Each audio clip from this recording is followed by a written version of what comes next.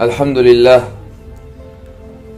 الحمد لله رب الأرباب ومسبب الأسباب وخالق خلقه من تراب الذي خضعت لعظمته الرقاب والذي لانت لقدرته الشدائد الصلاب وأشهد أن لا إله إلا الله وحده لا شريك له غافر الذنب وقابل التوب شديد العقاب وأشهد أن نبينا محمدا عبده ورسوله سيد أولي الألباب وعليه أنزل أفضل كتاب وبه بدد الله جل وعلا الظلمات والضباب اللهم صل وسلم وزد وبارك عليه وعلى آله وعلى جميع الأصحاب والتابعين ومن تبعهم بإحسان إلى يوم الجزاء والحساب. Toutes les louanges appartiennent à Allah, le Seigneur de tous les seigneurs, le créateur de sa créature de terre et l'auteur de toutes les causes. Et je témoigne que nul ne mérite d'être adoré en dehors d'Allah, l'unique sans associé. C'est le pardonneur des péchés et l'accepteur du repentir et le sévère en châtiment. Et je témoigne que notre prophète Muhammad est son serviteur et son messager, le chef des doués d'intelligence, celui sur lequel aura été révélé le meilleur des livres et celui par lequel Allah tabaraka wa ta'ala aura éclairé et transformé les ténèbres dans lesquelles les gens erraient, les ténèbres de l'injustice et de l'ignorance. Ô Allah, évoque-le en bien auprès de toi dans les grandes assemblées et préserve-le de tout mal dans ce bas monde ainsi que dans l'au-delà, et accorde-lui ta bénédiction à lui ainsi qu'à sa noble famille, ses compagnons, ses bien-aimés et tous ceux qui suivent son chemin et son sentier jusqu'au jour du jugement dernier. Al-Ikhwa, barakallahu fikum, taqaddamu insha'Allah, rapprochez-vous bi'idhnillah azza wa jal, et sachez que plus la personne se rapproche de la personne qui lui parle et elle se tourne vers elle, plus elle se concentre durant le rappel et elle bénéficie de la récompense d'Allah azza wa jal de participer et d'être dans l'assemblée du rappel et de la science et de la compagnie des anges et les malaïka. Ayyuha al-ahbab, la conférence est intitulée As-salat as-salah, la prière, dans une époque où les musulmans al-muslimoun se sont malheureusement éloignés encore une fois de l'obligation d'Allah tabaraka wa ta'ala. Dans cette conférence, nous allons parler d'une obligation parmi les obligations d'Allah jalla jalaluh. Et quelle obligation? C'est la plus grande obligation pour les gens et pour l'humanité entière après l'unification at-tawhid et la croyance al-iman. C'est la différence qui distingue les gens de l'islam et les gens de l'association et de la mécréance al-kufran. La prière al-salah, c'est une obligation qui aura été malheureusement négligée par la plupart des musulmans. Et nous n'exagérons pas. Une obligation qui aura été négligée par la plupart des musulmans. Cette grande obligation et ce pilier énorme parmi les piliers de l'islam, c'est l'obligation qui représente la relation, la communication et le lien entre le serviteur et son Seigneur. C'est la corde solide et le lien intime entre les gens du Tawhid et leur Seigneur Al-Aziz Al-Hamid. C'est une action as-salah qui aura été légiférée, comme nous l'avions dit durant la première conférence, et rendue obligatoire dans le royaume des cieux auprès d'Allah Azza wa Jal, fil malakut al-ulwi, auprès du Seigneur le Très-Haut, Ar-Rabb al-Ali, à son prophète bien-aimé Al-Habib al-Nabi sallallahu alayhi wa sallam. Innaha faridatu salah, c'est l'obligation de la prière. Et aujourd'hui, ayyuha al-ahbab, nos propos sont dirigés non pas vers ceux qui ne font pas la prière, mais vers les prières. Nous nous adressons aujourd'hui à ceux qui effectuent la prière as-salah. Nous nous adressons aujourd'hui à ceux qui ont accepté se prosterner à Allah tabaraka wa ta'ala, à ceux qui prient et qui pensent être sauvés, à ceux qui prient et qui pensent avoir rempli l'obligation qu'ils avaient envers Allah jalla wa ala de la meilleure des façons, à ceux qui prient et qui pensent avoir réussi, alors que c'est tout à fait le contraire malheureusement. Ayyuha al-musalloun, ô vous les prières, prêtez votre cœur et votre écoute à ce que nous allons dire, car certes le sujet est d'une importance capitale et d'une importance énorme, vis-à-vis de la religion d'Allah tabaraka wa ta'ala. Ayyuha al-musalli, ô toi le prière, sache que ce n'est pas n'importe quelle prière qui verra sa prière acceptée. Ce n'est pas n'importe quelle prière dont la prière sera acceptée par Allah Azza wa Jal. Allah tabaraka wa ta'ala n'accepte pas toutes les actions de l'être humain. Il incombe que tu effectues cette action. Et il incombe également que tu fasses ton maximum pour que cette action soit acceptée par Allah. Car il est facile d'accomplir. Mais il faut encore que cette action, tu la retrouves le jour de la résurrection dans ton livre. Car combien d'actions sont effectuées par les gens qu'ils ne retrouveront pas dans le livre de leurs actions? Pourquoi? Car elles auront été rejetées par Allah.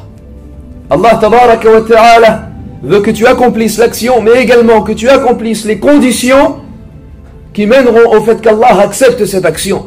Et malheureusement, combien de gens verront leur prière non acceptée par Allah? Car la prière a des conditions. Et la prière a des obligations. Et la prière a des piliers.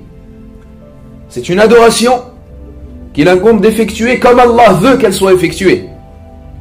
Car Allah tabaraka wa ta'ala nous a légiféré les adorations et nous a légiféré la façon avec laquelle nous devons les effectuer, les accomplir. Ainsi tu n'adores pas Allah comme bon te semble. Tu n'adores pas Allah comme il te plaît. Mais tu adores Allah Jalla wa Ala comme il t'a ordonné de l'adorer. Et comme ton prophète sallallahu alayhi wa sallam t'a montré comment l'adorer.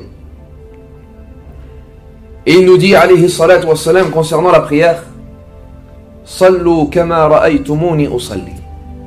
Priez comme vous m'avez vu prier. Et il nous dit également concernant le pèlerinage al-Hajj: Khudhu anni manasikakum. Prenez pour vous mes rites. Prenez vos rites comparés aux miens.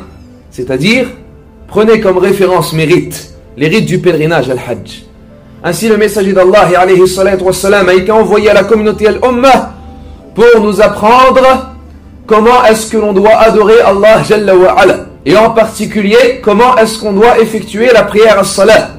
Car malheureusement, beaucoup de gens prient et effectuent les conditions et les obligations et les piliers de cette prière comme bon leur semble.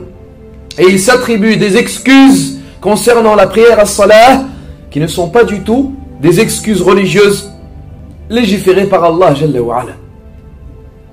On ne t'a pas demandé d'adorer Allah comme bon te semble, ya Abdallah. Mais tu te dois d'adorer Allah Jalla wa Ala comme Allah l'a dit et comme Allah l'a voulu. Sinon ton action sera rejetée. Et tu n'as pas le choix. Car si tu effectues cette prière, c'est pour que tu la retrouves le jour de la résurrection. Si tu pries pour Allah tabaraka wa ta'ala, c'est pour que cette prière te préserve du châtiment d'Allah Azza wa Jal dans l'au-delà al-akhirah. Sinon à quoi cela sert? Donc il incombe que tu te soumettes à ces obligations et à ces piliers, à ces conditions. Et que tu ne sortes pas de ton esprit, ou de ta logique, ou de ton raisonnement personnel, des excuses que tu penses qu'elles te permettront d'effectuer ou non la prière au moment où tu le veux, de la façon avec laquelle tu le veux, etc. La prière, c'est ta communication avec Allah. La prière, c'est le lien que tu as avec Allah Jalla wa Ala. As-salatu, fi lughati al-arabiyyah, en arabe, vient du mot étymologiquement silatun. Et le mot sila signifie le lien, la liaison. Hiya silatun baynaka wa bayna Allah.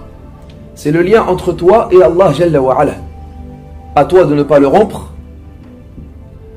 à toi de ne pas le couper, et à toi de le préserver de la meilleure des façons. À toi de le préserver de la meilleure des façons. C'est la relation que tu as avec Allah Jalla wa Ala. C'est la chose qui te permet de communiquer avec ton Seigneur. Tu l'invoques ainsi en prière. Et tu lui demandes en prière.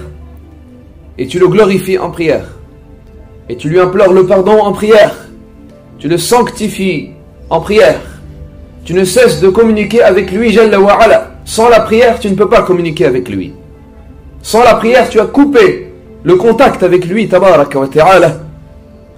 Vous voyez les gens dans la vie de ce monde ad-dunya, l'importance qu'ils accordent quant à la communication avec leurs proches, quant au contact avec leurs amis, quant à la communication avec le monde, les voilà chercher leur forfait le plus intéressant, téléphonique, l'abonnement le plus efficace, pour avoir un réseau, parmi les réseaux les plus efficaces, pour avoir une ligne qui ne soit pas coupée, pour avoir une communication qui soit la plus nette, pour avoir le plus d'heures ou le plus de minutes offertes, pour pouvoir le plus et de la meilleure façon communiquer avec le monde.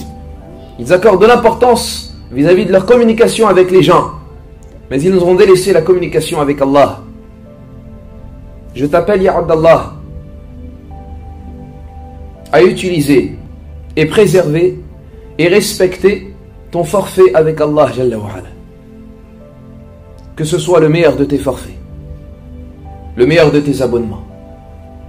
Naam, vous prenez cela peut-être pas au sérieux, mais c'est la véritable image et la véritable comparaison.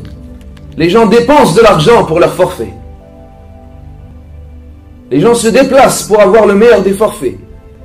Les gens dépensent de leurs efforts et de leur argent pour parler avec les gens. Dans le fait d'acheter un portable, parmi les plus luxueux des portables, dans le fait de s'abonner et de s'engager plusieurs mois à payer une certaine somme par mois pour la communication avec les gens. Si la prière était payante, est-ce que les gens l'auraient fait? Mais elle est gratuite. Et plus que cela, elle est récompensée par Allah.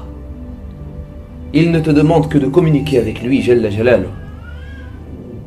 Il s'ouvre à toi, Tabaraka wa Ta'ala, pour que tu t'engages dans cette communication et dans ce contact et dans ce lien et dans cette relation. Mais tu refuses soit de la faire, ou soit tu ne te restreins qu'à la faire, mais avec négligence. Eh bien, nous t'appelons aujourd'hui, Abdallah, à préserver ce lien et cette relation avec Allah Jalla wa Ala.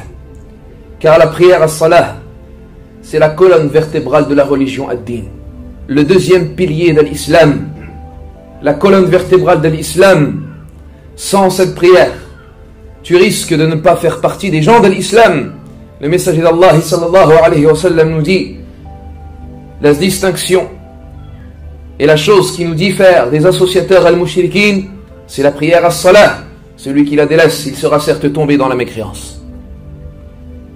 C'est la distinction entre les gens de l'islam et les gens qui n'ont pas accepté la religion de l'islam. Et la prière a des conditions et des piliers et des obligations. Et en fonction de ces conditions et de ces piliers et de ces obligations, Allah Jalla wa Ala acceptera plus ou moins ta prière. Donc ce n'est pas parce que tu effectues takbiratul ihram, le premier takbir, qu'Allah Azza wa Jalla va accepter ta prière. Non. Elle a des conditions, des piliers et des obligations. Et nous nous concentrerons bi'idhnillahi Azza wa Jalla aujourd'hui sur les conditions de cette prière et sur certaines conditions qui ont malheureusement été négligées par les musulmans al-muslimoun. Les conditions de la prière sont nombreuses et elles sont connues par la majorité des prières.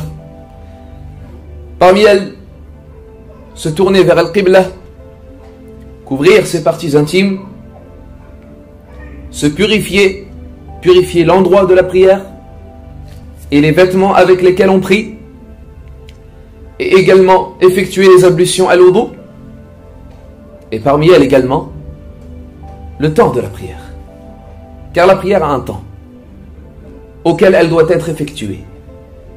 Telles sont quelques conditions parmi les conditions de la prière as-salah.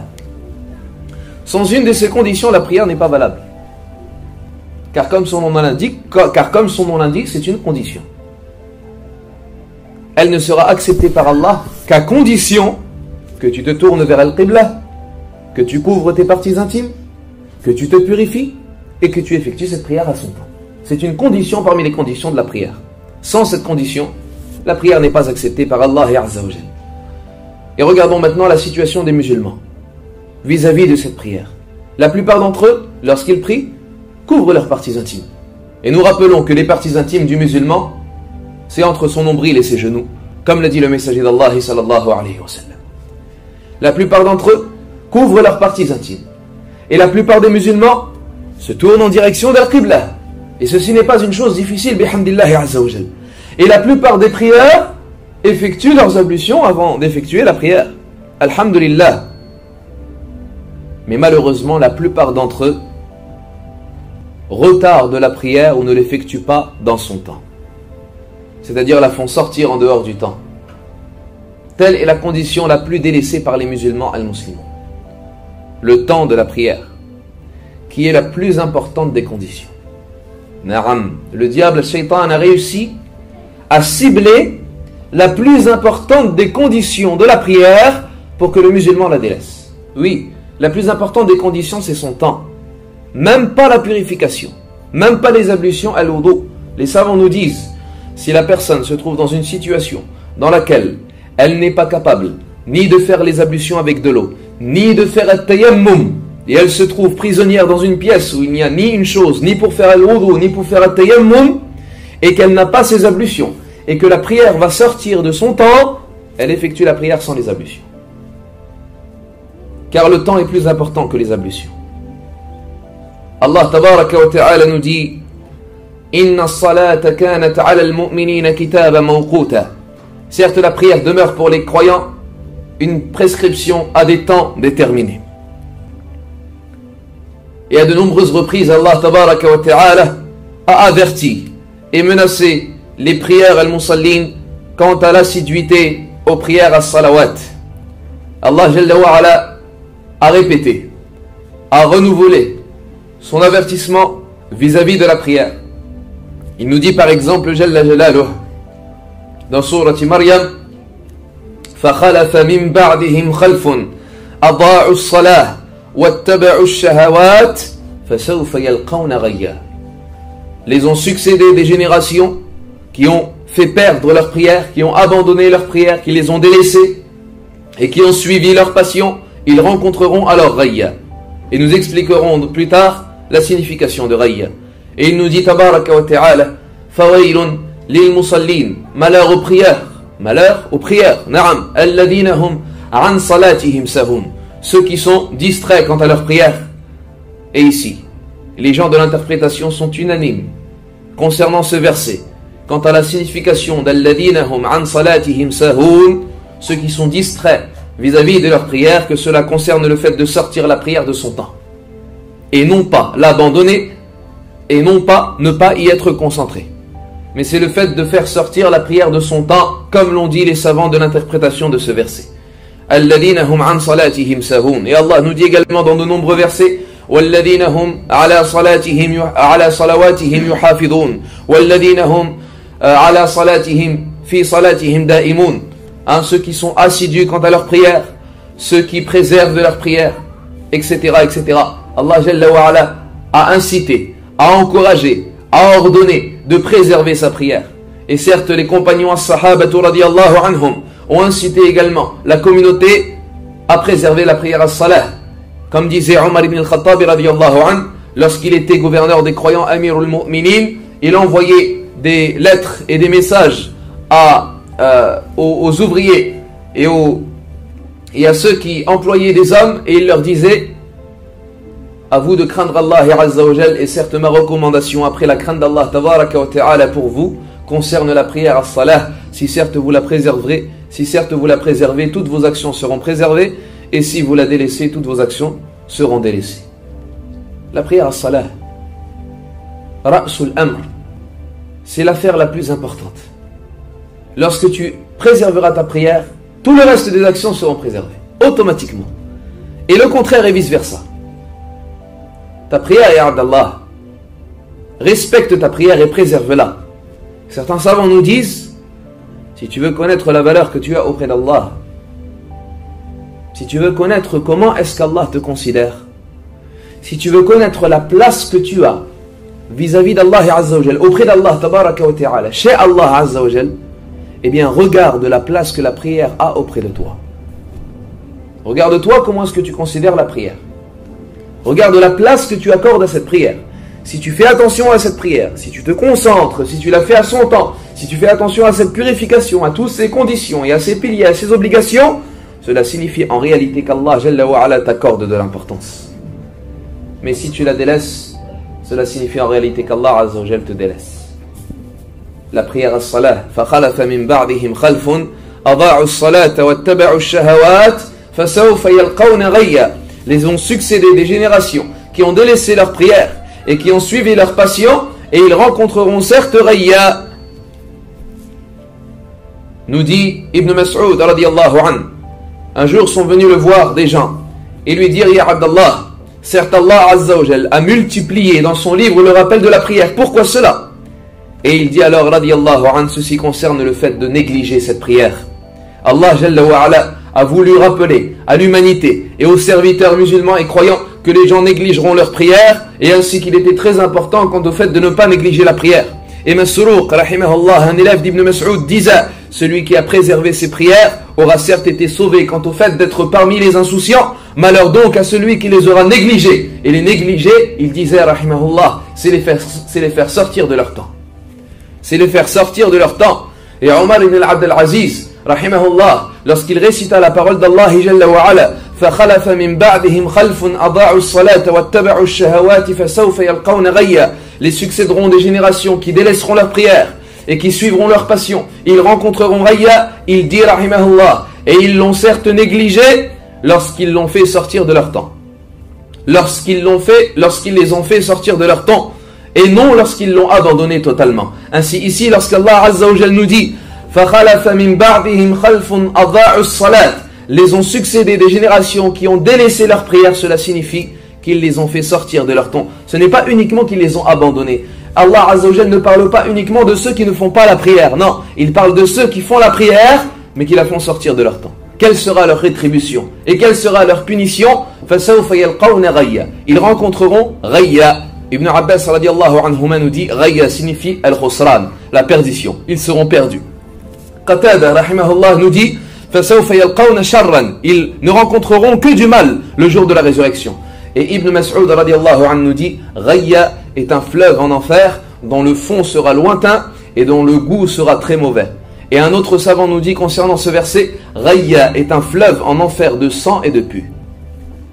Il rentrera celui qui aura délaissé la prière et qui aura retardé la prière sans aucune excuse religieuse et valable.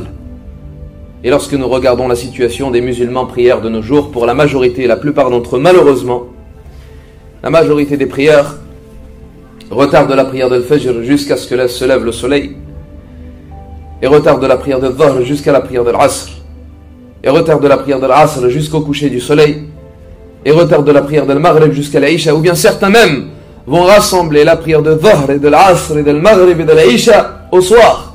Et certains même refusent de prier la prière de l'Aïcha car ils sont fatigués et la font au moment de l'Fajr, soi-disant occupés par l'argent, ou occupés par leur commerce, ou occupés par leur société, ou occupés par les médias, ou occupés par la télévision et les séries télévisées, ou occupés par le sport, ou le travail, ou la famille, ou certains l'autorité et le gouvernement. Tous prétendent être occupés par une chose. Tous font passer leurs occupations avant la prière à salat.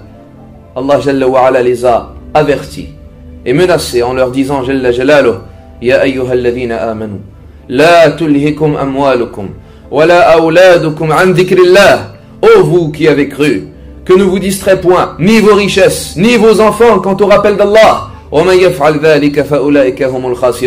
Et celui qui fait cela, il sera parmi les perdants. Et les interprètes du verset de ce Coran nous disent An dhikrillah, quant au rappel d'Allah. Le rappel d'Allah ici représente les 5 prières quotidiennes.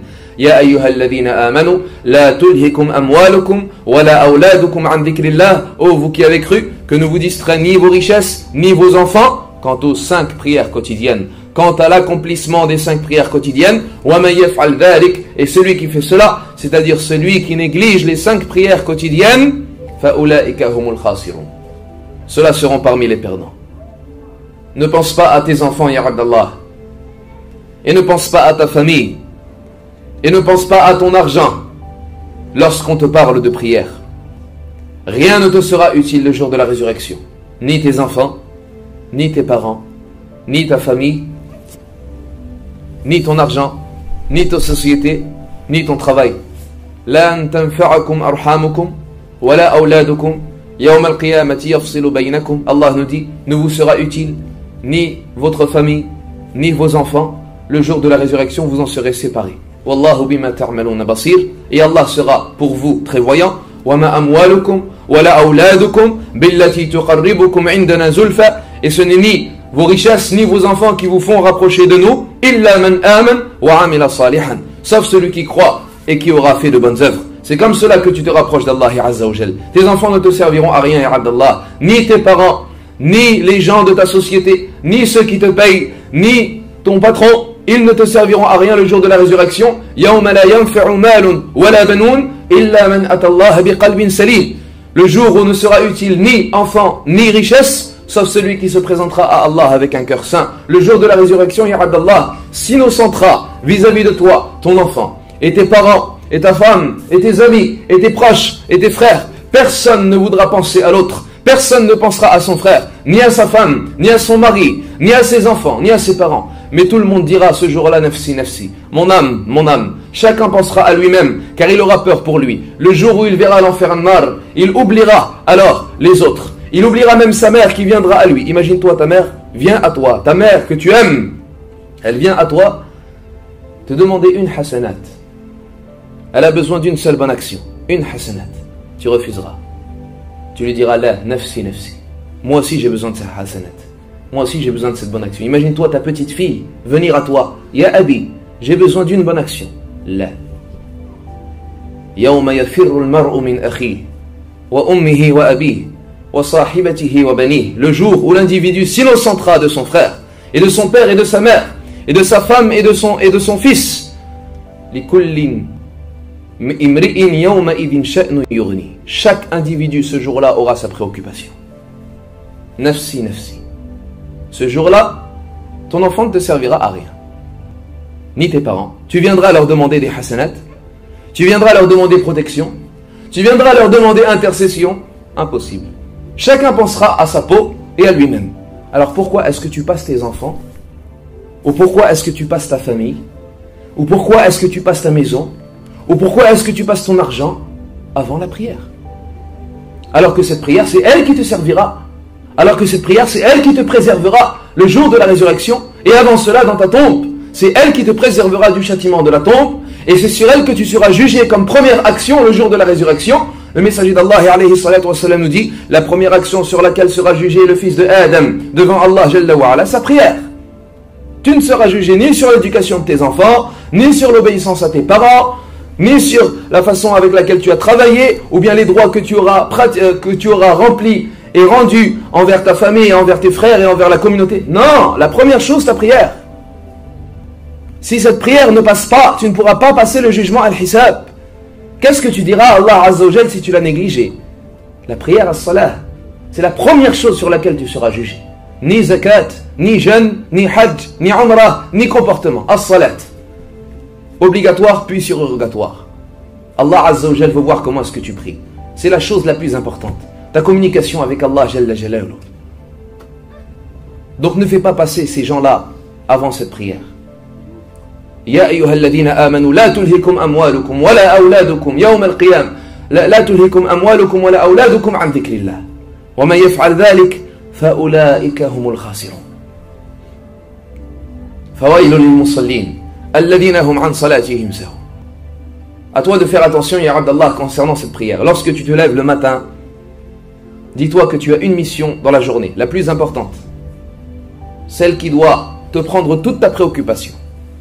Tes 5 prières. Al-Fajr, Wal-Dhahr, Wal-Asr, Wal-Maghrib, Wal-Isha. Lorsque tu auras préservé ces prières, et lorsque tu les auras accomplies à leur heure et à leur temps, et de la meilleure des façons, tu as rempli ta mission. Allah Tabaraka wa Ta'ala installera dans cette journée une bénédiction, et il te soutiendra, et il t'appuiera, et il te permettra d'obéir et de pratiquer à la suite de cela. Et c'est une chose qui n'est pas difficile, à salat. Allah Azza wa Jalla nous l'a allégé. Allah nous a rendu la tâche facile. Il avait tout d'abord imposé au prophète alayhi salatu wa salam l'accomplissement de 50 prières. Et il les a allégées à 5. Mais il a gardé la valeur de 50. Il est certes miséricordieux et pardonneur et indulgent, Jalla Jalaluhu. La prière à salat, ce n'est que quelques rak'at que tu fais pour Allah Tabaraka wa Ta'ala. Tu te purifies pour lui, Jalla Jalaluhu, et tu te concentres durant un certain moment pour ton Seigneur, Jalla wa Ala, et tu lui demandes ce que tu désires, et ce dont tu as besoin, Et remarquez comment Allah tabaraka wa ta'ala l'aura légiféré et aura voulu que cette prière soit à différents temps, une l'aube et une lors du zénith et du déclin du soleil, et une lors de la fin de l'après-midi, et une lors du coucher du soleil, et une lors de la nuit. Pourquoi cela? Afin que le serviteur al-abd soit en permanence en relation avec Allah Azza wa Jal. Tu effectues la prière de l'Fajr, tu effectues des péchés après le Fajr malheureusement. Tu oublies ton Seigneur tabaraka wa ta'ala, mais viens la prière de Dhahr pour te pardonner de ses péchés et pour te faire rappeler de ton Seigneur Jalla wa Ala. Puis tu effectues des péchés, mais te vient la prière de l'Asr. Tu n'as pas le temps d'oublier Allah. Tu reviens, tu fais des ablutions, tu crains Allah Azza wa Jal, tu te prosternes à lui, tu demandes pardon. Puis te vient la prière d'Al-Maghrib, puis de l'Aïcha, et vice versa, et ainsi de suite, chaque journée, afin que tu sois en permanence en relation avec Allah tabaraka wa ta'ala. Mais quant à celui qui prie à la fin de la journée, quant à celui qui effectue uniquement la prière d'Al-Fajr, puis qui passe toute sa journée dans ses études, dans son travail, oubliant Allah Azza wa Jal, ne baissant pas le regard, n'invoquant pas Allah tabaraka wa ta'ala, ne récitant pas de Coran, comment voulez-vous que cette personne pense à son Seigneur? Comment voulez-vous que cette personne voit sa foi constante ou bien augmentée? Elle ne verra que sa foi baisser. Elle ne verra que sa foi baisser, car il aura oublié son Seigneur Jalla wa Ala. Et lorsqu'il rentre chez lui, fatigué de sa journée, de son travail, épuisé, il ne pense qu'à se reposer. Vient alors cette lourde obligation d'effectuer 4 prières à la chaîne. Faire ses ablutions et effectuer plus de 15 rak'at, ou bien à peu près 15 rak'at, enchaînés. Comment voulez-vous que cette personne soit concentrée? Comment voulez-vous que cette personne effectue les prières comme il le faut? Comment voulez-vous que cette personne ne se lasse pas de la prière? Comment voulez-vous que cette prière soit pour lui quelque chose qui doit être un plaisir et un délice? Comment voulez-vous que cette prière ne soit pas pour lui une contrainte? Allah tabaraka wa ta'ala nous dit wasta'inu bis-sabri was-salah wa innaha lakabiratun illa 'ala al-khashi'in. Et chercher le secours dans la patience et dans la prière. Et elle est certes lourde, c'est certes une contrainte, sauf pour ceux qui se concentrent. Al-khashi'in, alladhina yadhunnuna annahum mulaqu rabbihim wa annahum ilayhi raji'un. Ceux qui ont pour certitude qu'ils rencontreront leur Seigneur et qu'ils retourneront vers lui. C'est ceux qui ont la certitude, c'est ceux qui se sont concentrés, c'est ceux qui ont effectué de la meilleure façon la prière, qui trouveront et qui constateront que cette prière n'est pas une contrainte pour eux. Allah tabaraka wa ta'ala mettra dans leur cœur le goût pour la prière. Mais ceux qui la négligent, et ceux qui la retardent, et ceux qui la laissent à la fin de la journée, bien évidemment ils commenceront par effectuer la prière de Dhahr, arrivés à la prière de l'Aïcha, ils ne penseront qu'à terminer, car ils sont épuisés et ils s'en sont lassés, et ils rentrent dans ce cas-là, dans une des caractéristiques de qui? Des hypocrites al-munafiqin. Ceux au sujet desquels Allah tabaraka wa ta'ala nous dit Innal munafiqina yukhadi'un Allah wa huwa khadi'uhum. Certes, les hypocrites cherchent à tromper Allah, mais c'est lui qui les trompe. Innal munafiqina yukhadi'un Allah wa huwa khadi'uhum wa idha qamu ila as-salati qamu kusala. Et lorsqu'ils se lèvent pour la prière, ils se lèvent avec paresse. Ils sont feignants, ils sont fatigués, ils se lassent. Ils ne veulent pas se lever pour prier. Ils ont du mal à se lever et à faire leurs ablutions et à prier pour Allah, car c'est lourd pour eux. Et ils font cela par ostentation pour les gens, devant les gens uniquement. Et ils n'y invoquent Allah que très peu. Dans les deux recueils authentiques d'Al-Bukhari wa Muslim, le messager d'Allah sallallahu alayhi wa sallam nous a dit Tilka salatul munafiq, Tilka salatul munafiq, Tilka salatul munafiq. Telle est la prière de l'hypocrite. Et il répéta 3 fois telle est la prière de l'hypocrite. Telle est la prière de l'hypocrite. Il s'assoit, attendant et regardant que le soleil s'apprête à se coucher et qu'il rentre entre les deux cornes du diable shaitan, c'est-à-dire lorsque le soleil commence à rougir et s'apprête à se coucher. Puis il se lève alors et il picore 4 rak'at en priant la prière de l'Asr, ni invoquant Allah que très peu. C'est celui qui devait effectuer la prière de l'Asr, mais il a attendu, sans avoir d'excuse valable, attendant que le soleil se couche et qu'il s'apprête à se coucher, qu'il s'apprête juste avant que ne vienne al-Maghrib, alors qu'il n'avait rien à faire, il n'avait aucune excuse, et il picore 4 rak'at sans aucune concentration et sans invoquer Allah Jalla wa Ala beaucoup. C'est la prière de l'hypocrite, l'a jugé ainsi le messager d'Allah alayhi salatu wa salam. Et remarquez ici, la prière de l'hypocrite a été jugée ainsi alors que ce serviteur ne l'a pas fait sortir de son temps, mais il a effectué juste avant le coucher du soleil, juste avant que ne sorte la prière de l'Asr. Alors qu'en est-il de celui qui l'a fait sortir de son temps? Qu'en est-il de celui qui l'a fait sortir de son temps volontairement, sans aucune excuse religieuse? Il l'a fait sortir, et il l'a pris le soir, sans aucune préoccupation, sans aucun souci. L'imam al-Bukhari nous rapporte que le messager d'Allah alayhi salatu wa salam a dit: celui qui a délaissé la prière de l'Asr, ses actions seront annulées. Ses actions seront annulées. Les savants nous disent, c'est-à-dire les actions de la journée lors de laquelle il aura délaissé la prière de l'Asr, les actions comme prière et comme aumône et comme bienfaisance et comme bonté et comme bon comportement, elles seront toutes annulées pour avoir délaissé la prière de l'Asr.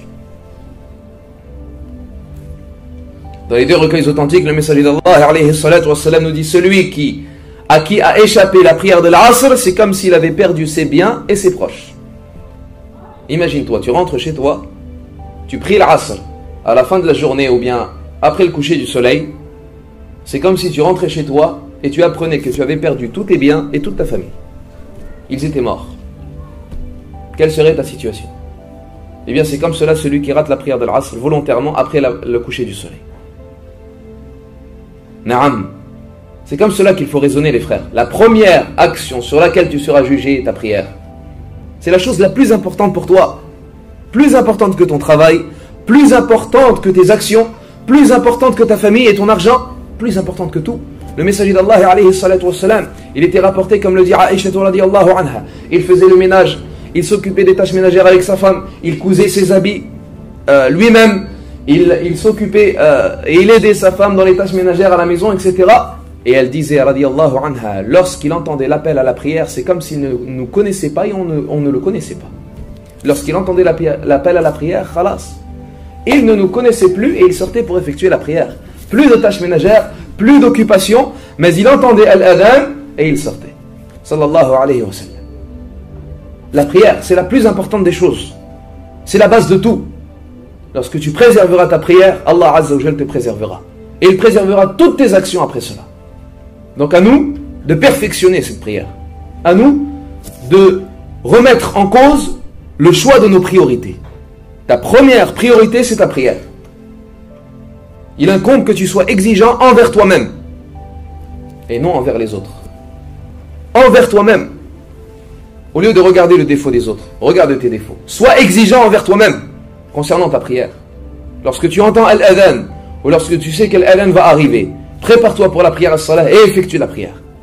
Et ne perds pas de temps. Ne perds pas de temps. Et tu n'as aucune excuse, sauf les excuses religieuses concernant la maladie ou le voyage, ou d'autres choses parmi les excuses religieuses qui n'ont été légiférées que par Allah Azza wa Jal et le prophète sallallahu alayhi wa sallam. Et le travail n'est pas une excuse religieuse pour faire sortir ta prière de ton temps, ni les études. Et je le rappelle, car malheureusement les gens, ils essayent de camoufler. Ils camouflent. Mais nous, les gens qui ordonnons le convenable et qui interdisons le blâmable, on est responsable le jour de la résurrection. Allah Azza wa Jal va nous poser des questions. Pourquoi est-ce que vous avez caché la vérité? Je dis na'am, le travail et les études ne sont pas une excuse. Tu dois prier à l'heure. Tu ne pourras pas dire à Allah Azza wa Jal, oui, mais j'étais en cours. Et alors? وَمَا خَلَقْتُ الْجِنَّ وَالْإِنسَ إِلَّا لِيَعْبُدُونَ. Je n'ai créé les djinns et les hommes que pour qu'ils m'adorent. Qui t'a dit que la prière allait te faire rater ton contrôle ou tes études ou tes examens? وَاتَّقُوا اللَّهَ وَيُعَلِّمُكُمُ اللَّهُ. Et craignez Allah, et Allah vous apprendra et vous enseignera. مَنْ تَرَكَ شَيْئًا لِلَّهِ عَوَّضَهُ اللَّهُ خَيْرًا مِنْهُ. Celui qui délaisse une chose pour Allah, Allah la lui remplacera par une chose meilleure. وَمَنْ يَتَّقِ اللَّهِ يَجْعَلْ لَهُ مَخْرَجًا وَيَرْزُقُهُ مِنْ حَيْثُ لَا يَحْتَسِبُ. Et celui qui craint Allah, Allah lui accordera une issue. Et il lui accordera sa subsistance sur des moyens sur lesquels il ne comptait pas. وَمَنْ يَتَوَكَّلْ عَلَى اللَّهِ فَهُوَ حَسْبُهُ. Et celui qui place sa confiance en Allah, Allah lui suffit. N'as-tu pas confiance en Allah? Penses-tu qu'Allah Jalla wa Ala va t'abandonner?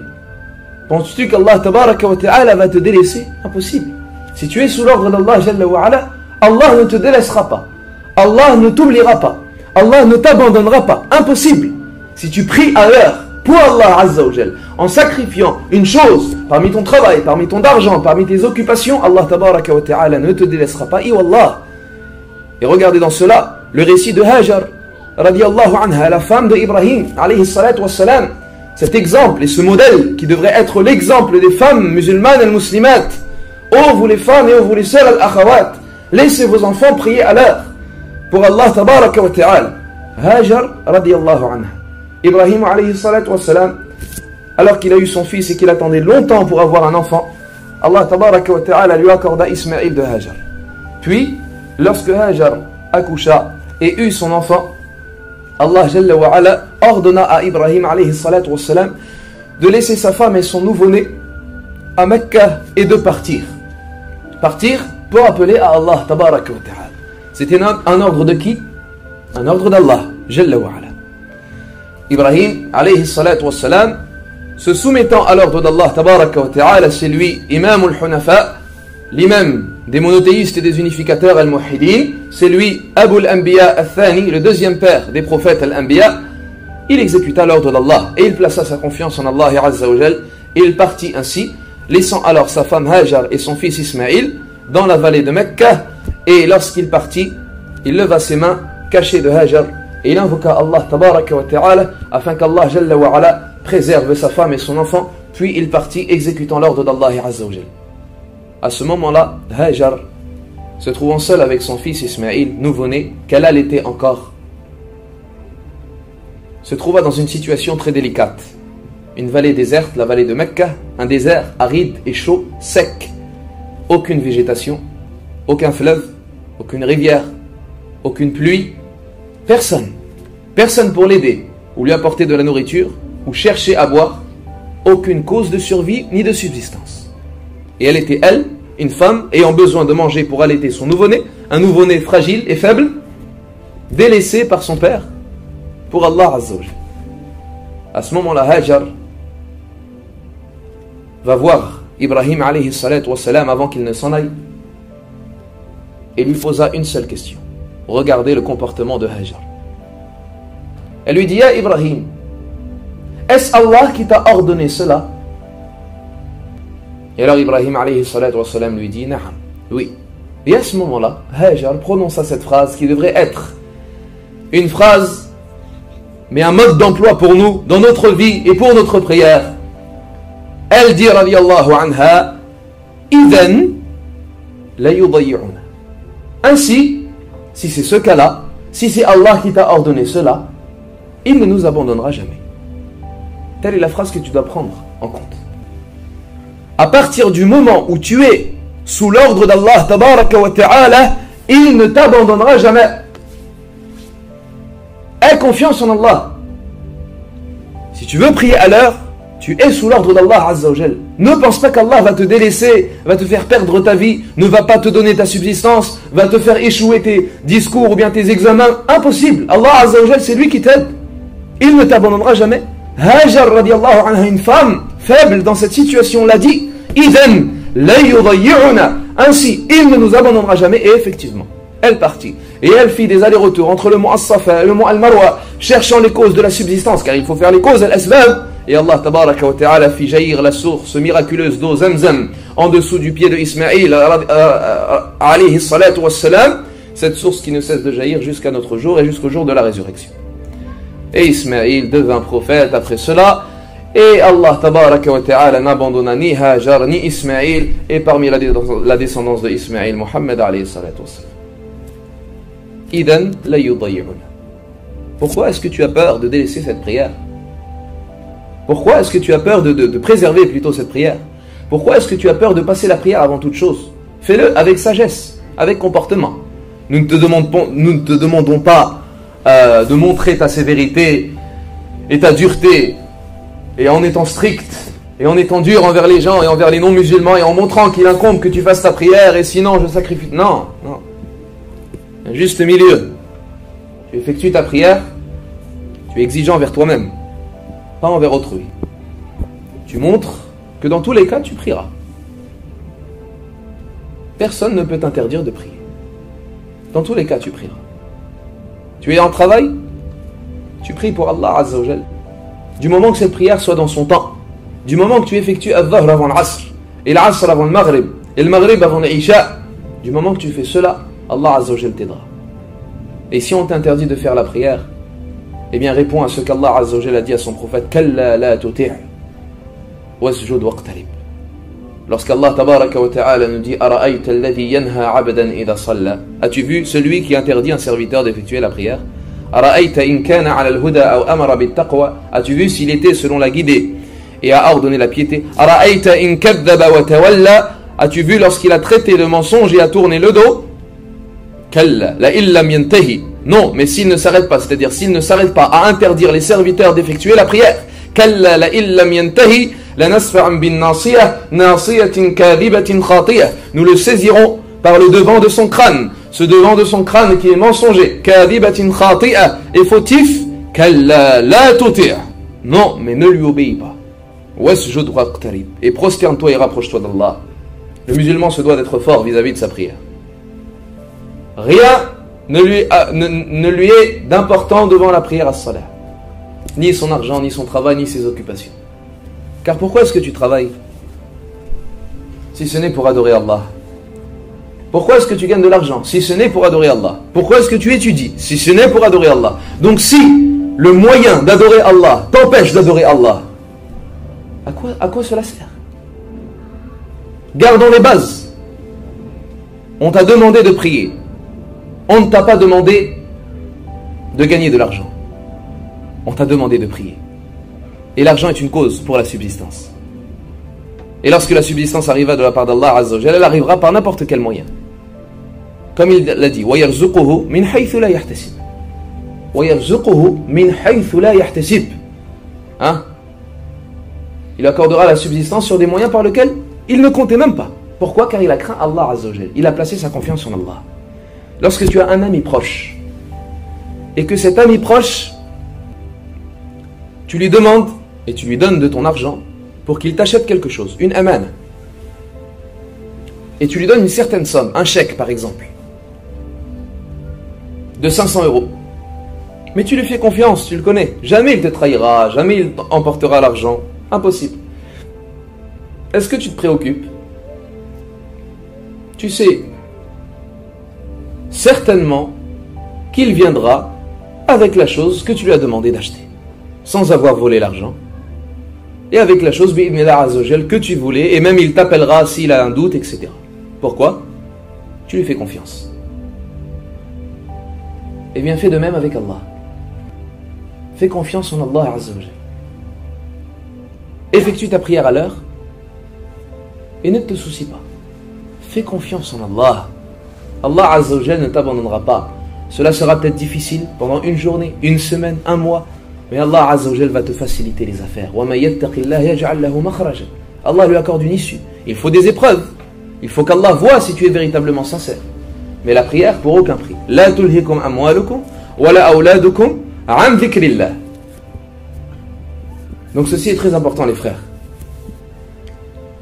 Et un récit parmi les récits du Coran nous prouve l'importance que les prophètes, l'anbiya, autrefois accordaient également à la prière as-salah. Naam, même les prophètes avant Muhammad alayhi salatu wassalam priaient pour Allah. Et chaque prophète a été envoyé en priant pour Allah tabaraka wa ta'ala. La prière est une législation universelle. Sulayman priait, Ismaïl priait, innahu kana ya'muru ahlahu bis-salati waz-zakati wa kana 'inda ahlihi mardiya. Il ordonnait la prière. Tous les prophètes priaient pour Allah tabaraka wa ta'ala. Et parmi eux, Sulayman alayhi salatu wassalam. Et certes, il est arrivé une chose un jour à Sulayman, c'est qu'Allah tabaraka wa ta'ala lui avait accordé des chevaux de course qu'il avait dédiés et utilisés dans le sentier d'Allah Azza wa Jalla. Allah nous dit wa wahabana li Daoud Sulayman ni'mal 'abdu innahu awwab, et nous avons accordé à Daoud Sulayman, car Sulayman c'est le fils de Daoud. Quel bon serviteur il était, certes repentant et revenant à Allah. Lorsque se sont présentés à lui durant la soirée, en début de soirée, c'est-à-dire en fin d'après-midi, as-safinatul jiyad, ce sont les beaux chevaux de course. Les beaux chevaux de course et de combat. Al-khuyul, al-jamil. Sulayman les admirait alors, car il aimait ces chevaux et il les avait dédiés pour le sentier d'Allah Azza wa Jalla. Il s'est mis alors à les admirer, à les regarder courir, à les contempler, à les observer, à les compter, jusqu'à ce que vint le coucher du soleil et alors qu'il a oublié d'effectuer la prière de l'Asr. Allah nous dit dans Surat Sad, فَقَالَ إِنِّي أَحْبَبْتُ حُبَّ الْخَيْرِ عَنْ ذِكْرِ رَبِّي حَتَّى تَوَارَتْ بِالْحِجَابِ. Il dit, j'ai aimé le bien de la part de mon Seigneur, c'est-à-dire les chevaux, à l'encontre du rappel de mon Seigneur, jusqu'à ce que se couche le soleil. Il oublia de prier la prière de l'Asr. Et celui qui oubliait, il est excusé auprès d'Allah Azza wa Jal. Le prophète sallallahu alayhi wa sallam nous dit, celui qui oublie ou qui dort pendant une prière, qu'il l'a accomplie lorsqu'il s'en rappelle. Donc l'oubli est une excuse vis-à-vis d'Allah Azza wa Jal. Mais malgré cela, Sulayman alayhi salatu wa sallam, qu'est-ce qu'il dit? Rudduha alayhi, ramenez-les-moi, ces chevaux. Fatafiqa mashan bis-suq wal a'naq. Et il les sacrifia, il les égorgea pour Allah tabaraka wa ta'ala, parce qu'ils ont été une cause du fait qu'il les ait distraits vis-à-vis de la prière as-salat. C'est comme cela qu'étaient les prophètes al-Anbiya. Mais de nos jours, non. De nos jours, les gens, ils devancent tout avant la prière. Il faut d'abord regarder le match, aller au centre commercial, terminer sa série télévisée, effectuer ses courses, terminer les études, sortir voir ses amis, visiter la famille, faire à manger, manger, terminer le repas, ranger la chambre, puis après cela vient la prière. Fawailun lil musallin. Malheur aux prières. Alladhina hum an salatihim sahun. Non, nous disons la prière avant toute chose. Commence par la prière, Allah Azza wa Jal te facilitera dans toute chose. Et ne la mets pas en dernier. Ne la mets pas en dernier, Allah Azza wa Jal te placera en dernier. Wala'iyadhu billah. Un jour, Mus'ab ibn Sa'd ibn Abi Waqqas questionne à son père et lui dit, oh mon père, lorsqu'Allah tabaraka wa ta'ala dit Alladhina hum an salatihim sahun, ceux qui sont distraits vis-à-vis de leur prière, est-ce le manque de concentration durant la prière? Et alors, Sa'd ibn Abi Waqqas, son père lui dit non, mais c'est le fait de la faire sortir en dehors de son temps. C'est le fait d'effectuer la prière d'Al-Fajr au moment du lever de soleil, et d'effectuer la prière de Dhahr au moment de l'Asr, et d'effectuer la prière de l'Asr au moment de l'Maghrib, et d'effectuer la prière de l'Maghrib au moment de l'Isha, et d'effectuer la prière de l'Isha jusqu'à la fin de son temps. C'est le fait de faire sortir la prière de son temps. Inna as-salata kanat 'ala al-mu'minin kitaban mawquta. Certes, la prière demeure aux croyants une prescription à des temps déterminés. Ibn Abbas radiyallahu anhuma compare la prière au Hajj. Lorsque la personne fait sortir la prière de son temps, c'est comme si elle effectuait al-Hajj en dehors des jours de l'Hajj. C'est comme si tu venais un mois durant les mois de l'année, hors du mois de Ramadan, nous dire, voilà, maintenant, moi je vais jeûner le mois de Ramadan. Je ne vais pas jeûner pendant Ramadan, mais je vais le jeûner après. Penses-tu que le mois de Ramadan sera accepté? Car cette prière a été légiférée à des temps déterminés. Cette prière a un temps. Tu ne peux pas la faire après. Elle ne sera pas acceptée par Allah Azza wa Jal. Elle a un temps précis. Ce temps-là, c'est comme le jeûne pour Ramadan. C'est comme le Hajj pour Ayyam ou Dhul Hijjah. C'est comme, si vous voulez, si l'on comparerait des choses dans ce bas monde à Dunya, c'est comme si un footballeur marquait un but après la fin du match. Est-ce que son but sera accepté? C'est la même chose. Il pense avoir marqué et réussi. Mais khalas, le match est terminé. Tu pourras marquer 7000 buts. Ils ne seront jamais acceptés. C'est la même chose pour la prière. Tu as un certain temps. Tu vois le joueur essayer de gagner de son temps, gagner de 7h30 pour pouvoir marquer ce but. Eh bien, c'est de même pour toi. Il t'incombe durant ces quelques heures de faire le maximum pour que tu pries. Débrouille-toi. Allah Azza wa Jal t'a facilité. Il t'a donné toute la terre comme mosquée.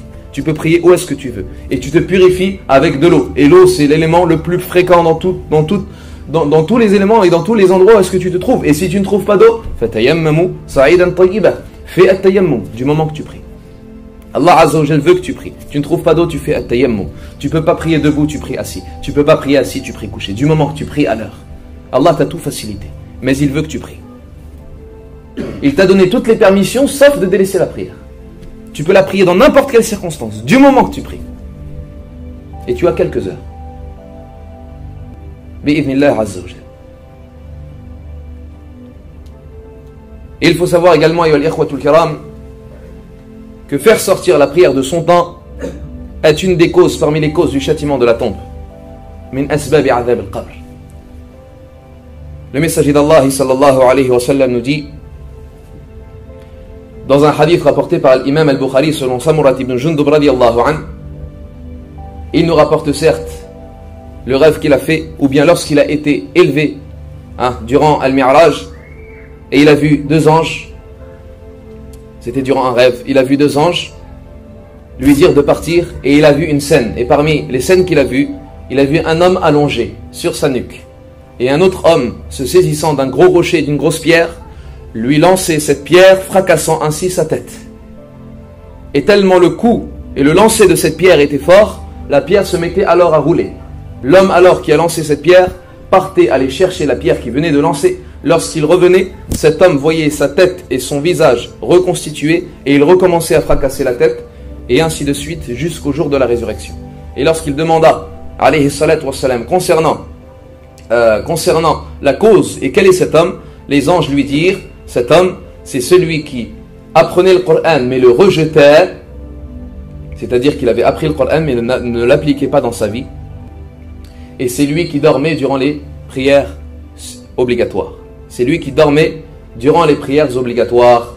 Ainsi la personne qui dort volontairement, et ici c'est la personne qui dort volontairement, non involontairement, car ça peut lui arriver de dormir involontairement et qu'elle se réveille, qu'elle fasse la prière dès qu'elle se réveille, mais volontairement, on la réveille, mais elle refuse pour ne pas prier à l'heure et pour faire sortir la prière de son temps, elle sera châtiée wal'iyadu billah dans sa tombe. Nous continuons bi'idhnillahi azza wa jalla et nous concluons sur cette conférence concernant la prière as-salah et l'importance de la préserver et de respecter ses conditions, ses piliers, ses obligations.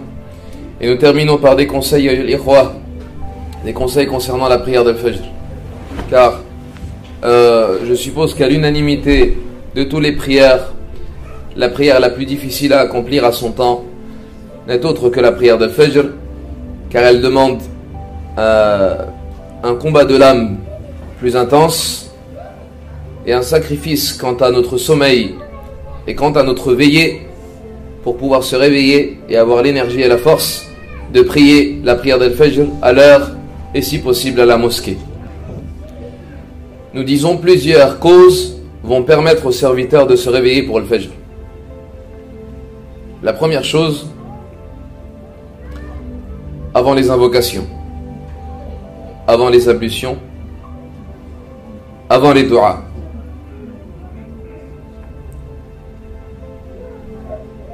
Il incombe, si tu espères et si tu veux et si tu souhaites te réveiller pour la prière de Fajr, avant de dormir,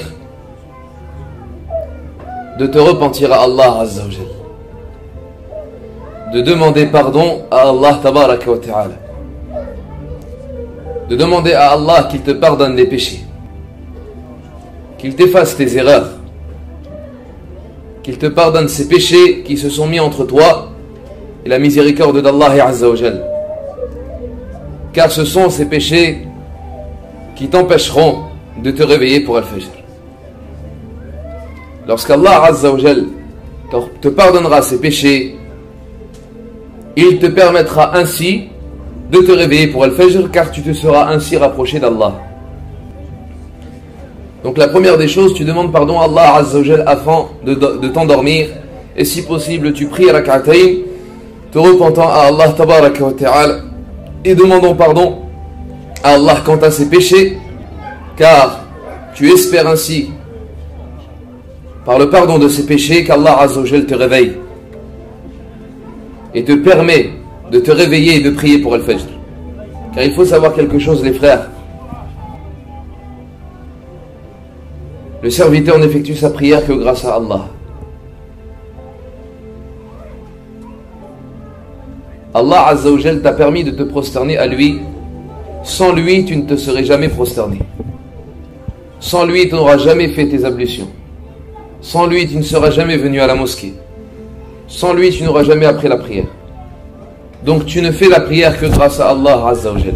Chaque prière que tu fais, chaque prosternation, chaque inclinaison, chaque dua, chaque fatiha que tu récites, c'est Allah Azza wa Jal qui t'a permis de le faire. Qu'est-ce que cela veut dire? Cela veut dire que si tu réussis un jour à te réveiller pour Al-Fajr, c'est grâce à Allah. Et si un jour tu n'arrives pas à te réveiller pour Al-Fajr, c'est qu'Allah Azza wa Jal t'en aura privé. Donc le tout et le but et l'objectif, c'est qu'Allah ne t'en prive pas. Et c'est qu'Allah t'aide et te le permette. Donc pour qu'Allah te le permette, il incombe que tu te rapproches de lui. Et qu'il t'aime et qu'il veuille te réveiller, à toi de lui implorer le pardon. Donc avant de t'endormir et avant de te coucher, demande pardon à Allah Azza wa Jal, istaghfirillah Jalla wa Ala, repentis-toi à Allah Tabaraka wa Ta'ala de tous les péchés que tu as commis depuis le jour où tu as commencé à commettre des péchés. Demande à Allah le pardon de ses péchés, demande sa miséricorde, demande son pardon, demande son indulgence. Allah Azza wa Jal bi'idnillahi Azza wa Jal te pardonnera ses péchés et tu te lèveras ainsi repenti à Allah, vide de toute erreur, et ainsi Allah Azza wa Jal t'aidera et te soutiendra pour le réveil. Et certes, il a été rapporté que Cheikh al-Islam Ibn Taymiyyah rahimahullah, lorsqu'il se trouvait face à une question difficile à laquelle il n'avait pas de réponse concernant la jurisprudence ou l'aqidah, il implorait le pardon d'Allah plus de 1000 fois. Il s'isolait et il faisait astaghfirullah plus de 1000 fois jusqu'à ce qu'Allah Azza wa Jal lui accorde la réponse. Pourquoi? Car par le pardon des péchés, Allah Azza wa Jal te rapproche. Tu te rapproches de lui et ainsi il t'accorde des choses qu'il ne t'accorde pas sans le pardon d'Allah. Donc à toi de pardonner, de demander le pardon. À toi d'implorer le pardon d'Allah Tabaraka wa Ta'ala. La deuxième chose, c'est bien évidemment des causes qui sont certaines évidentes et que malheureusement beaucoup de musulmans ont du mal à s'en détacher, voire la plupart. C'est une maladie par laquelle a été touché malheureusement les musulmans, une maladie qui n'est pas forcément mauvaise, mais qui est mauvaise pour Al-Fajr et même pour le temps sur lequel sera questionné ce musulman. C'est la veillée. Le fait de veiller la nuit. Ceci est un problème chez les musulmans.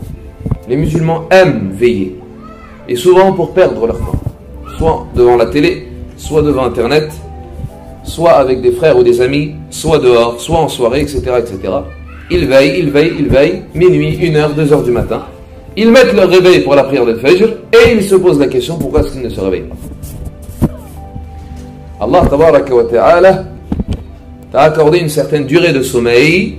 Il incombe que tu donnes à ton corps son droit et que tu donnes à ton âme son droit. Il incombe que tu attribues à ce corps une certaine durée de sommeil. Tu connais l'heure de la prière de Fajr, il incombe que tu dormes un nombre d'heures suffisant pour que tu puisses te réveiller.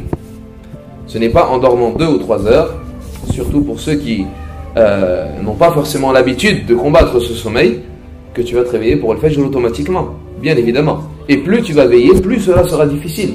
Donc si toi tu espères prier la prière de Fajr et te réveiller, et que cela soit simple pour toi, fais les causes. Endors-toi tôt. Et certes, le prophète sallallahu alayhi wa sallam a interdit le sommeil avant la prière de l'Isha et la discussion et les paroles après cette prière. Et il l'a autorisé exclusivement pour 3 choses: lors d'une invitation, et avec sa femme, et pour apprendre la science.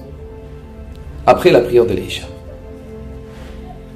Donc la personne doit essayer de faire le maximum pour se coucher le plus tôt. Et certes, Omar radiallahu anhu disait, étonné de la situation des musulmans, car les compagnons as-sahaba ayyul ikhwa et les prédécesseurs, ils ne connaissaient pas la veillée la nuit. Eux, ils connaissaient le sommeil durant le premier tiers de la nuit, mais par contre, ils étaient éveillés durant le dernier tiers. Il a été rapporté que, au temps des prédécesseurs as-salaf as-salih, lorsque le dernier tiers arrivait, les lumières étaient visibles dans les maisons et on entendait tel le bourdonnement des abeilles de par la récitation d'un Coran lors de la prière nocturne. Ils dormaient le premier tiers de la nuit et ils étaient éveillés le dernier tiers. Et Omar, lorsqu'il a vu la situation des musulmans de son temps, il disait: Ahadithun fi awwal al-layl wa nawmun fi akhirih. Parler au début de la nuit pour dormir à la fin.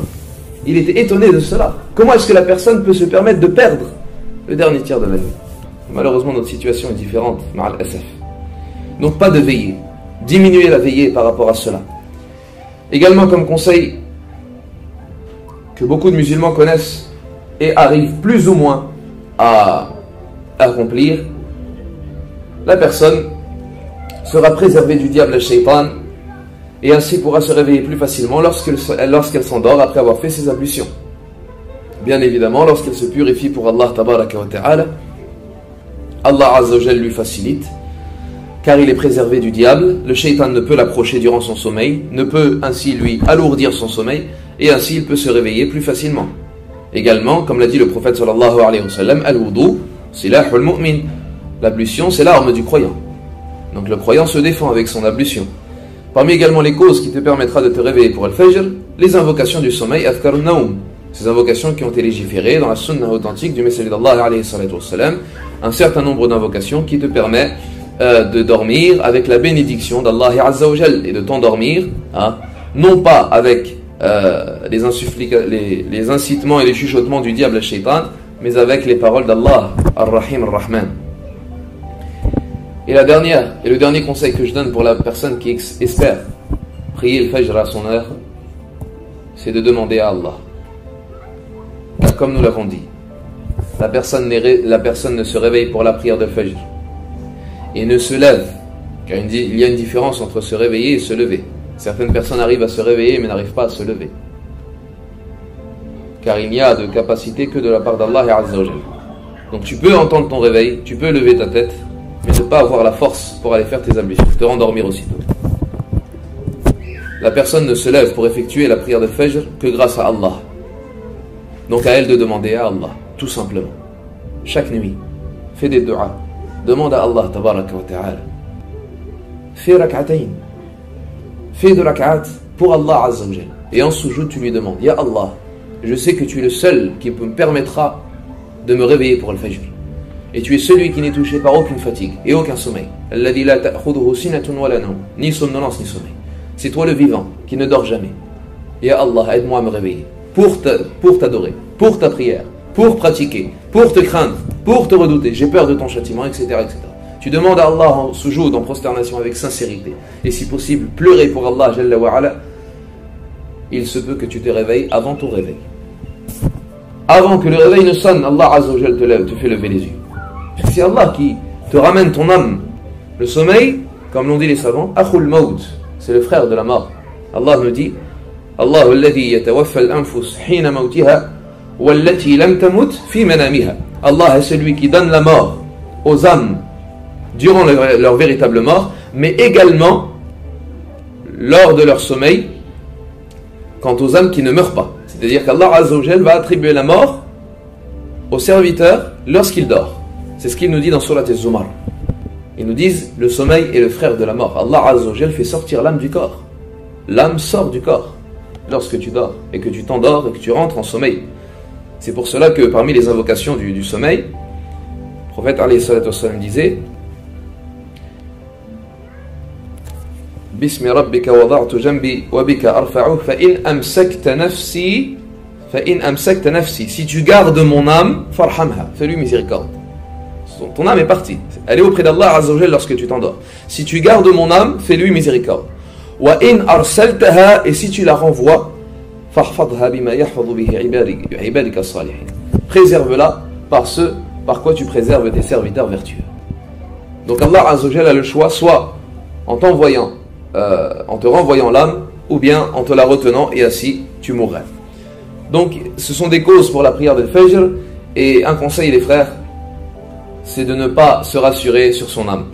C'est-à-dire que tu vas peut-être effectuer ces causes, ou bien tu les as déjà effectuées, tu as réussi à te réveiller pour le Fajr durant une prière, 2 prières, 3 prières, 1 semaine, 2 semaines, masha'Allah, tu es content, tu es heureux, désormais tu pries la prière de Fajr. Et à ce moment-là, le shaitan ne va pas lâcher l'affaire, mais il va te faire croire que c'est grâce à toi, que maintenant tu as compris, et que maintenant tu t'es habitué à le Fajr. Donc il va te dire, maintenant, à quoi ça sert les du'as? Alhamdulillah, ça y est, tu pries le Fajr, tu es habitué maintenant, tu ne veilles pas. Donc tu n'as plus à faire les ablutions, maintenant alhamdulillah, tu sais comment faire, le réveil tu l'entends, tu es sensible, etc., etc., jusqu'à ce que tu retombes et tu n'y arrives plus. Pourquoi? Parce qu'à ce moment-là, tu tombes dans le fait que tu as pensé que c'était grâce à toi que tu te réveillais. Mais tu ne dépends que d'Allah Azza wa Jal. Et toutes ces prières que tu as faites n'ont été permises que par Allah Azza wa Jal. Donc tu te dois d'être dépendant d'Allah toutes les nuits. On ne peut pas se libérer ou bien se délier d'Allah Azza wa Jal. Chaque nuit on a besoin de lui, chaque nuit on revient à lui, chaque nuit on lui supplie, on l'invoque et on lui demande, Ya Allah, facilite-nous à nous réveiller pour le Fajr demain, Ya Allah, aide-nous, Ya Allah, sans toi on ne pourra rien, Ya Allah. Toutes les nuits on est dépendant d'Allah Azza wa Jal. Et ceci sans cesse et sans lassitude. Car le jour où tu penseras que tu pourras te réveiller toi-même et tout seul, Allah Azza wa Jal te montrera que c'est lui le maître et c'est lui le roi Jalla wa Ala. Donc à nous de nous montrer soumis et dépendants d'Allah Tabaraka wa Ta'ala. Voilà mes quelques conseils concernant la prière as-salah. أسأل الله عز وجل أن يجعلنا من الذين يحافظون على صلوات ومن الذين يقيمون الصلاة إنه ولي ذلك والقادر عليه وأسأله جل جلاله أن يحفظنا من الفتن ما ظهر منها وما بطن وأن يجعلنا من الذين يستمعون القول فيتبعون أحسنه أولئك الذين هداهم الله وأولئك هم أولو الألباب. Et je demande à Allah tabaraka wa ta'ala qu'il préserve et qu'il fasse libérer un de nos savants qui malheureusement a été emprisonné. C'est une demande, je pense, d'une des sœurs, puisque c'était un petit enfant qui est venu me voir, me demander cela. C'est notre cher, je suppose, Khaled al-Rashid, hafidahullah ta'ala, qui après les caricatures envers le messager d'Allah alayhi salatu wassalam, a malheureusement été mis en prison depuis maintenant plusieurs années. Et nous demandons à Allah Azza wa Jal qu'il le libère et qu'il soulage son épreuve et son affliction.